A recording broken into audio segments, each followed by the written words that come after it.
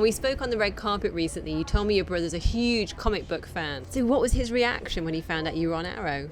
I think the first of all, when he found out, I actually didn't tell anybody because everyone, my family, a lot of my family watched, Teen Wolf, and my nephews do, and they were devastated because they, but my brother found out from a comic book website, the one, he goes on this specific one every day, I'm not quite sure what it's called, and found out that I was going to be playing the role, and I thought something was wrong. Like I thought my nephew was hurt. I thought something was going on. He was like hysterical, and I was like, "What is going on?" And he's like, "You're playing Roy Harper. He's literally like the Robin to the Batman of the series." And I was like, I didn't really know a lot about it when I went into it. I didn't. It came out of nowhere. It was one meeting, and then they gave me the role, and I was like, okay, now I know I look like the character, so now I have to figure a lot more about the character.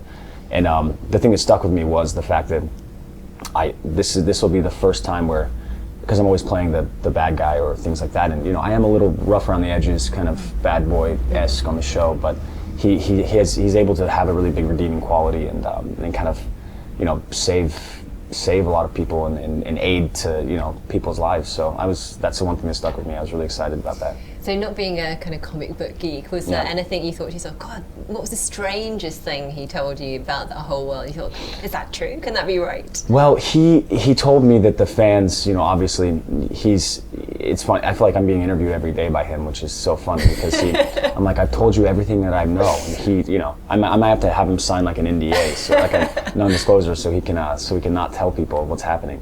But he just said, the fans are so invested, and you're going to see a lot of that, and which I have seen a lot of that. The most unexpected people that you wouldn't think, I thought it was maybe a more teenage show, but it's not. It's actually our demo is a lot higher. So, and now I have like so many different types of people coming up to me, saying that they really enjoy the comics, and that's great. And so I'm just excited to be a part of it. Of the things that he's told you about the comics and Green Arrow, what would you really love to see happen in the show at any point?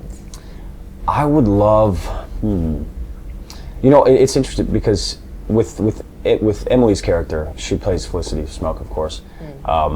She blew everybody away from the beginning, and that's why they made her a series regular in the first place.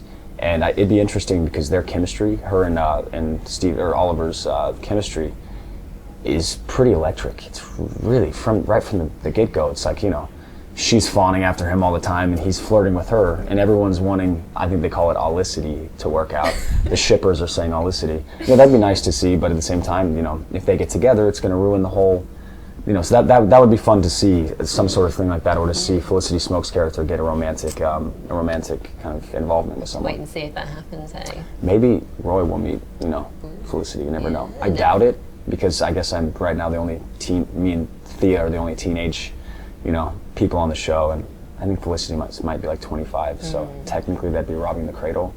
So Felicity would be like, yeah, that would be really interesting. But you have to wait a few seasons for that. Yeah, I actually don't even think I'm 18 yet, so technically it'd be illegal. So Felicity cannot, go after Roy, so that's probably never going to happen. That would be totally and plus Thea would probably beat her up, so. Exactly. I don't know. Now, if you could give Roy any advice, if you could give your character Roy any advice for season 2, what would it be? The advice I give to Roy is like, I hope you wash your hoodie, or hope Thea washes your hoodie for you.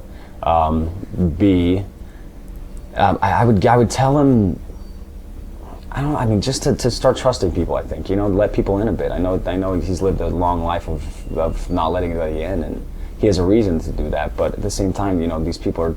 I think Thea genuinely cares about Roy, and I think I know he genuinely cares about her. But right now, it's looking like Roy will do anything in his anything possible to unmask the hood and to become a part of Oliver's team. And I do think that possibly doing something to harm Thea could come about by him trying to do that. So I don't know. We'll see. His obsession is Roy Harper's like kind of becoming a fanboy of Oliver Queen, but you don't know if it's because he really wants to work with him or because he wants to possibly betray him. Oh gosh. Yeah. Excitement. Hidden More agendas. excitement. Hidden agendas. That's all of Arrow's hidden agendas. That should be All like a these little secrets. little extra on the DVD. Definitely, yeah. definitely. With my hip hop dancing. Well, this we would love to see. It's horrible.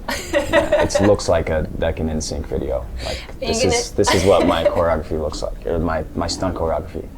Are you going to have any good bloopers on the season 2 DVD? Do you think? It's funny. I don't think they're going to release it, which is unfortunate. I'm actually glad they're not going to release it because it's embarrassing.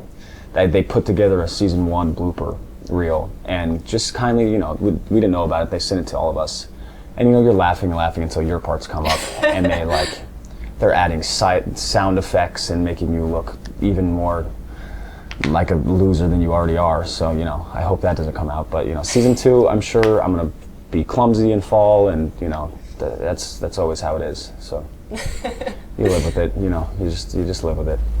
Now, if you could see any characters from those DC comics that your brothers told you about come into either season 2 or future seasons at any point, who would you like to see come in? It'd be interesting. I keep saying Black Widow, and it's not Black Widow. It's Lance's Laura Lance's character. Her character is supposed to be this pivotal character that could really come in and toss things up. And my brother keeps asking me. He keeps asking me, is this who it is? Is this who it is? And it'd be interesting to see that. Also, there's gonna be some new characters. I'm sure if you guys have read, they're gonna be joining, and some very, very well-known characters that have been in prior movies. So I think it's gonna be exciting to see who they cast as those people, and or if they can get some of the people from the actual movies who have played. So wow, how cool! Yeah, you never know. Who are you most looking forward to out of those ones to come in then? It's funny because it's the ones that I say are always the ones that people start speculating. So this is not, I obviously don't know. I know that there are a lot of popular ones, but it'd be nice to see. Gosh, it would be nice to see. Obviously, everyone wants Superman or things like that to come in, but I don't know if that will happen. But I don't know, maybe Flash or like Green Lantern, maybe. I don't know, maybe, you never know. 2 greens. Yeah, if I'm sure.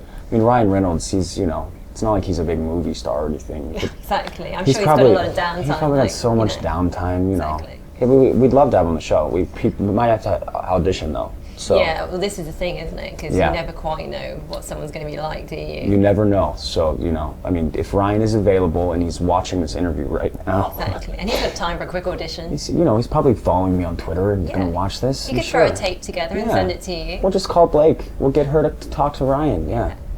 Sounds good to me. It's gonna happen, I can see it. It'll happen, yeah. Now, obviously you were saying before that you pick up several months after that really memorable season finale for season 1. That was quite something, wasn't it?